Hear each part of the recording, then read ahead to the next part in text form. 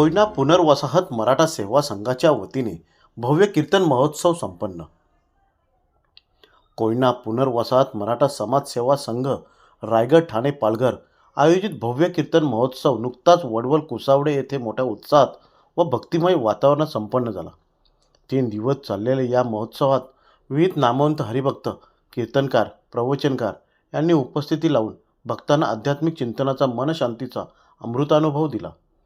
पहिल्या दिवशी महोत्सवाचे उद्घाटन समाजाचे अध्यक्ष तुळशीराम सावंत आणि सचिव दत्तात्रय सकपाल, कार्याध्यक्ष श्रीरंग भातोसे, उपाध्यक्ष किसन महाराजगे, विठ्ठल कदम, विजय शिंदे, सहचिटणीस सचिन जाधव, किसन सकपाल, खजिनदार धनाजी सकपाल यांच्या शुभ हस्ते होताच परिसरात विठ्ठल नामाचे सूर दुमदुमले.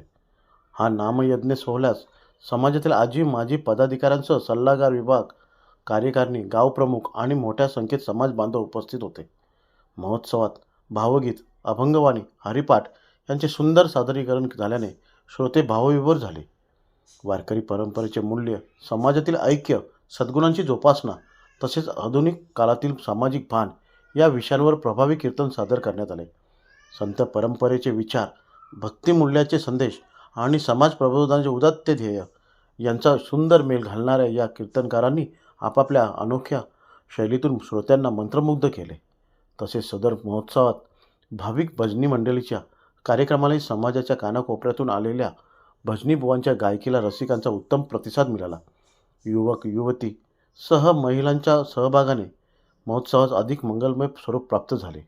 महामंडलेश्वर 1008 डॉक्टर हबप विजय महाराज बाल सराफ, हबप कृष्ण महाराज लांबे, हबप रामदास महाराज पाटील, हबप सच्चिदानंद महाराज कांबेकर, हबप चैतन्य महाराज खंडागले, हबप काशीनाथ महाराज वाघुले व हबप ज्ञानेश्वर महाराज पाटील यांनी आपल्या अमृत वाणीतून सर्वांना बोधामृत दिलं.